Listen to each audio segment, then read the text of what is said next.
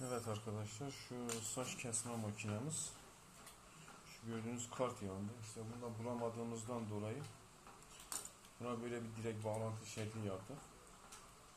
Şuradan şu şekilde şarja takılacak ve de aynı şekilde bağlantıyı görüyorsunuz ve yine aynı şekilde kullanabilirsiniz. Çok güzel bir şekilde. Evet.